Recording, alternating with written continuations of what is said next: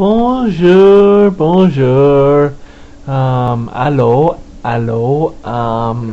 Comment ça va? Bien. Et toi? Bien. Um,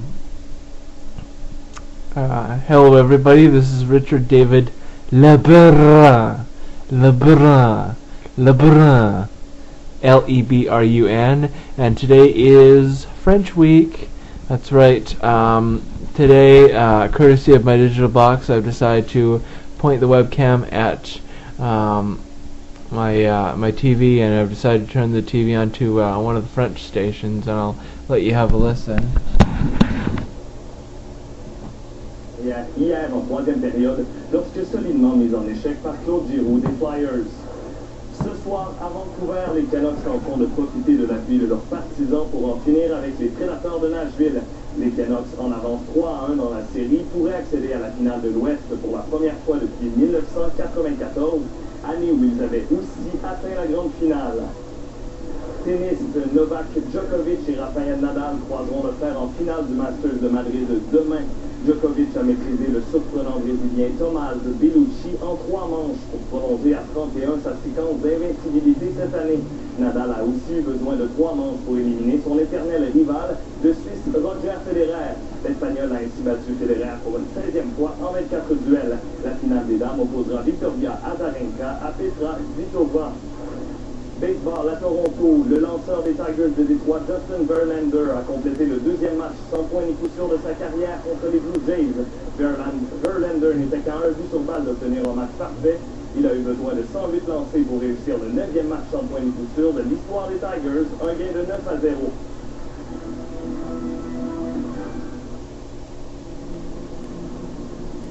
Son design nous a été inspiré par le mouvement de l'archer au moment de décocher.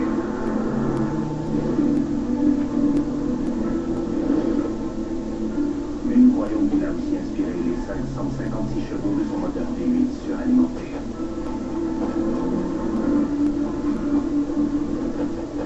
Voici le coupé CTSV de Cadillac.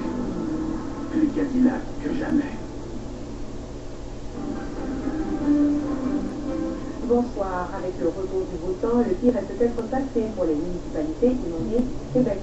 En Montérégie, le niveau d'eau de la rivière Richelieu a légèrement baissé pour la première fois depuis 2 semaines. Les nouvelles sont aussi encourageantes du côté de la Gaspésie, où l'eau se résorbe tranquillement. La situation se stabilise en Mauricie, mais le niveau de la rivière du Loup et de la Saint-Pierre demeure inquiétant. La Croix-Rouge a mis en place un fonds spécial pour venir en aide aux sinistrés. À Washington, le Pentagone a rendu public 5 vidéos saisies dans le repère d'Oussama Ben Laden au Pakistan. Une des vidéos montre l'ex-chef d'Al-Qaïda en train de se regarder lui-même à la télévision. Sur une autre, on le voit préparer un message destiné aux États-Unis. Ces vidéos ont été saisies lors du raid du commando américain qui a abattu Ben Laden dimanche dernier au Pakistan. Les États-Unis ont masqué la trame sonore des documents. La nouvelle députée de Berthier-Massignanger, Ruth Ellen Grosso, a donné signe de vie pour la première fois depuis les élections. Dans un entretien téléphonique à un quotidien de Trois-Rivières, Mme Grosso a dit avoir hâte d'exercer ses nouvelles fonctions. Elle admet qu'il faut améliorer son français et qu'elle a l'intention de devenir bilingue. Depuis son élection, la députée a été prise en charge par une équipe du NPD qui contrôle étroitement ses débuts sur la scène politique. Voilà, et pour plus de détails sur vos nouvelles, rendez-vous sur le site internet de Radio-Canada.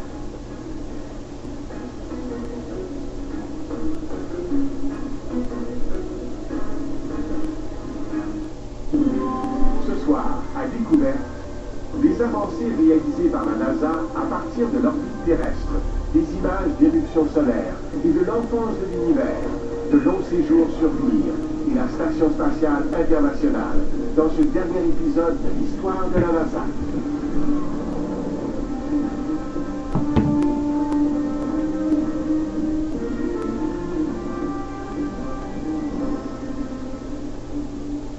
Bonsoir, bienvenue à Découverte. Après avoir conquis la Lune, la NASA s'est donné de nouveaux défis, et cette fois en banlieue de la Terre. Ça a donné lieu à des progrès remarquables en médecine de l'espace grâce au vol de longue durée, en astronomie avec le télescope spatial Hubble et en technologie, menant à la construction de la Station spatiale internationale. Des jalons essentiels qui pourraient mener à des missions vers la planète Mars. C'est l'histoire que nous vous racontons ce soir.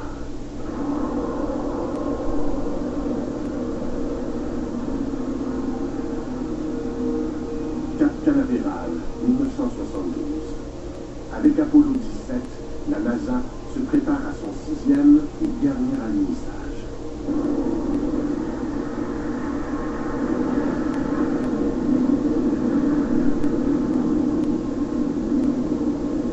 Au terme d'une première décennie, la NASA est reconnue dans le monde entier. Elle a transporté les humains jusqu'à la Lune et elle les a ramenés.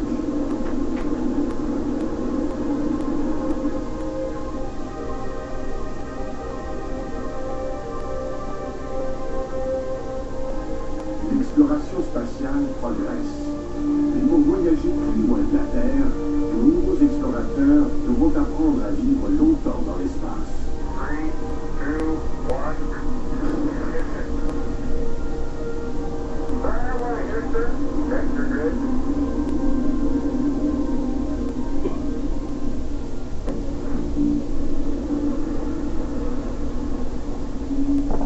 Pour expérimenter de plus longs vols spatiaux, la NASA doit mettre en orbite un lieu habitable. En quête de matériel, elle regarde d'abord dans ses propres ateliers. La NASA va adapter une section de la plus grande fusée jamais construite, celle du programme Apollo. Le vaisseau spatial va devenir un laboratoire pour les humains qui vivront en orbite. Le véhicule a été fabriqué à partir du 3e étage du système propulseur de la Saturne. Il était très grand, comme une petite maison de 300 litres. Chacune de nos chambres a environ la taille d'une cabine téléphonique. On appelle ce programme Skylab. La station spatiale vous permet de mener des expériences sur les personnes, les étoiles, les planètes, sur toutes sortes de choses. Et on y a appris que les hommes peuvent survivre dans l'espace. Skylab va être mise en orbite par une Saturn V. Ils ont utilisé la Saturn V pour le lancement du Skylab parce qu'il était énorme et très dur. Ils devaient décoller le 14 mai et atteindre l'orbite prévue le lendemain. Je devais faire partie du vol, en compagnie du commandant Pete Conrad et du pilote Paul Royce. L'équipage va décoller à bord d'une fusée plus petite, pour ensuite s'amarrer à sa nouvelle station spatiale.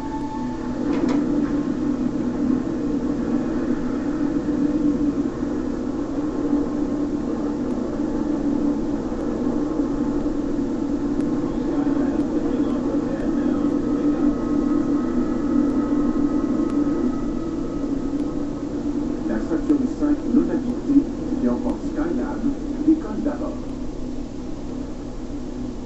On a regardé le lancement du Skylab, l'étoile d'un immeuble, à Cap Canaveral, et tout s'est très bien passé.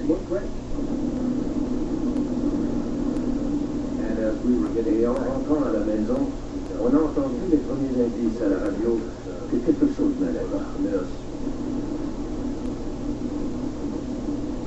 On a dit qu'un choc gravitationnel s'était produit au lancement et qu'on ignorait pourquoi. Les contrôleurs de vol, ici, à la NASA, doutent que les panneaux solaires principaux se soient déployés. Le premier panneau solaire ne produisait rien du tout. Et le deuxième indiquait une puissance très faible. Mais en plus, on décèle un problème encore plus grave à bord du Skylab inhabité. La température intérieure a commencé à grimper. Et quelqu'un en a déduit qu'il y avait probablement une déchirure du bouclier thermique. Sans ce bouclier thermique, les rayons du soleil vont rapidement transformer Skylab en fournaise. Nous avions donc une machine sur la bonne orbite, mais elle manquait gravement d'énergie et elle surchauffait. La première réaction a été « c'est une catastrophe, qu'est-ce qu'on va faire ?» Et 5 minutes plus tard, on a dit « Hé, nous sommes des ingénieurs, voyons ce qu'on peut faire. » Le problème le plus urgent est la chaleur du soleil. Les ingénieurs les plus chevronnés délaissent la haute technologie et ils optent pour la solution la plus simple. Les couturières fabriquent un parasol géant qui sera maintenu en place par des tiges. Après un délai de 10 jours, Kerwin, Conrad et White ont une nouvelle mission. Ils vont devenir les premiers réparateurs de l'espace. T-minus 7, 6, 5, 4, 3, engine sequence start, 2, 1, 0. We have launch commit and we have liftoff. The clock is running, and Skylab has cleared the tower. On a effectué le rendez-vous avec le Skylab environ 8 heures après le décollage. On a volé autour et on a filmé. Et les images étaient envoyées au sol. Ces images permettent aux contrôleurs de la mission d'évaluer la situation. C'est la première fois qu'ils voient clairement les dommages subis par la station spatiale.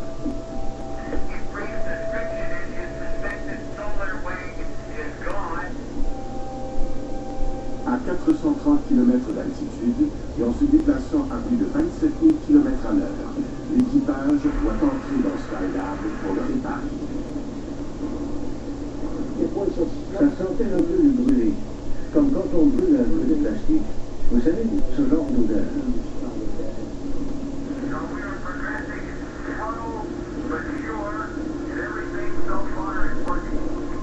À l'intérieur du Skylab surchauffé, les astronautes se préparent à installer le parasol qui va rafraîchir la station spatiale.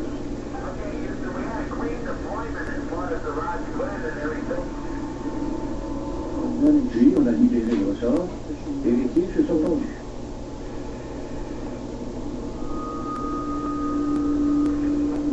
Et 3 jours plus tard, la température avait descendu à 25 degrés Celsius.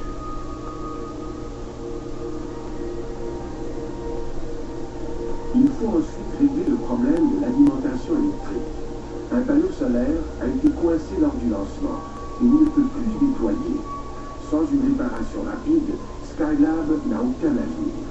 On ne pouvait pas s'agripper, se caler les pieds. On n'avait aucun éclairage, rien. Mais on devait trouver un moyen. Sur Terre, dans une piscine d'entraînement, une équipe travaille sur un modèle grandeur nature du Skylab. On trouve une solution inédite. Okay, Houston, we're out there. We have the debris inside. Le panneau solaire est coincé par un petit morceau de métal. S'ils peuvent le couper, le panneau solaire devrait se déplier et produire de l'électricité. There looks like enough room to get the cutter, and I'm trying to help Jim stabilize. Just take it easy. À l'aide de notre tige d'aluminium de 8 mètres, au bout de laquelle on avait placé les cisailles, on est parvenu à pincer le morceau d'aluminium qui retenait l'ensemble. Puis j'ai tiré sur la corde. Et je l'ai coupé. Je jure que j'ai entendu un craquement, mais je ne vois pas comment j'aurais pu.